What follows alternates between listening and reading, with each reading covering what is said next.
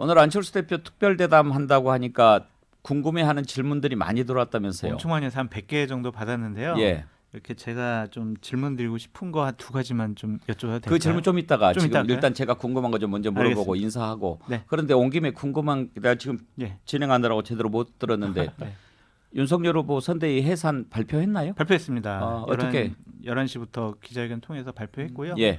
그 윤석열 저 김종인 위원장한테는 감사하다. 예. 밖에서도 저를 도와달라. 도와주겠어요? 글쎄 말입니다. 예. 그리고 이제 국민 여러분께 죄송하다. 선대위 단촐하게 좀 개편을 하겠다. 그렇게 개편하겠다. 네. 그럼 선대위 새로운 명단은 안 나왔어요? 명단은 제가 아직 못 봤는데요. 권영세 본부장? 예, 총괄본부장 할 거예요. 알겠습니다. 그 얘기를 방금 들었으니까 안철수 후보께서도 김종인 위원장과 인연이 있잖아요. 네. 그런데 김종인 위원장 이렇게 보면 왜 계속 이렇게 안 좋게 헤어지는지 참 궁금한데 왜 그렇다고 생각하세요? 저 사실 김종인 위원장님과 그렇게 아주 오랜 시간 깊이 있는 대화를 나눌 기회는 없었습니다. 사실 제일 처음 만나 뵀던 게 2011년이었었는데요. 그때 어르신 네 분이 저를 만나고 싶다고 해서 그 당시 저는 서울대학교 교수 신분으로 그분들을 찾아뵀습니다. 네. 근데 뭐 대뜸 다음 총선에 나가라고 저보고 하셔서 저는 정치할 생각이 전혀 없습니다. 예. 그렇게 말씀드렸더니 화를 내고 그냥 나가셨는 겁니다. 처음 만났는데 네. 근데 나중에 보니까 그 다른 네 분 중에서 한 분이 제가 정치 생각이 있는 걸로 오해를 하셔가지고 그렇게 사람을 모은 자리였었던 겁니다. 예. 그게 처음 아예 시작이었습니다. 처음부터 생각 방향이 달랐군요. 예, 그런 오해들이 조금씩 이렇게 쌓여서 뭐 여러 가지로 일들이 있었던 것 같습니다만 작년입니까? 올해군요. 작년이군요. 예. 작년에 설 때 서울시장 선거 이전에 그 새해 인사 드리러 갔습니다. 예. 그런데 저는 1대1로 그래서 인사드리는 기회가 한 두세 번 정도 있었는데요. 그렇게 1대1로 만나면 굉장히 따뜻하게 대해주십니다. 그런데 이제 그 공개적으로 언론에는 굉장히 여러 가지로 예. 말씀들을 좀 심한 말들을 하셨죠. 서울시장 선거 경선 과정에서도 그렇고 이번에 이제 총괄선대위원장 맡은 뒤에 안철수 후보를 평가하는 부분도 그렇고 그런 얘기 들을 때마다 좀 섭섭한 마음 드셨죠? 저는 정치를 하면서 모든 판단은 국민들의 몫이라는 생각을 가지고 있습니다.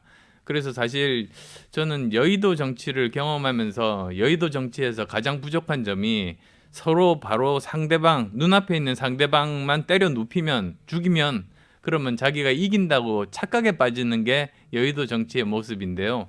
사실은 그걸 판단하고 심판하는 것은 국민 아닙니까? 그래서 국민이 보기에 저기 쓰러지고 모욕당한 사람이 억울하다고 생각하면 그 사람 손을 들어주면 그 사람이 이기는 겁니다.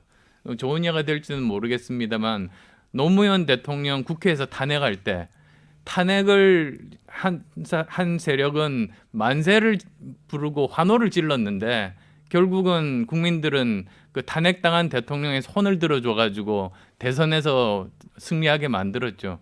그래서 이런 뭐 여러 가지 제가 뭐 김종인 위원장님 포함해서 여러분으로부터 말씀을 듣고 있는데 제가 웬만해서는 반응을 안 합니다. 예. 그건 다 국민들께서 그 몫이다, 판단의 몫이다 그렇게 생각하기 때문입니다. 자 이제 그러면은 윤석열 후보가 김종인 위원장과 결별하고 이제 윤석열 후보 중심의 선대위를 꾸려서 나갈 것 같은데요.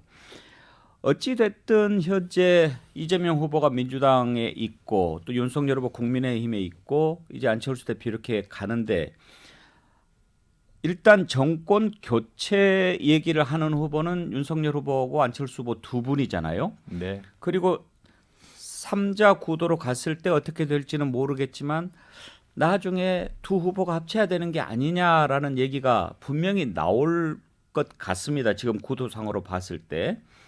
혹시 그때가 되면 안철수 후보가 윤석열 후보한테 단일화 의향이 있느냐라고 물어보실 수도 있을까요? 정치에서 가정법에 대해서 미리 막 고민하는 게 무슨 의미가 있겠습니까?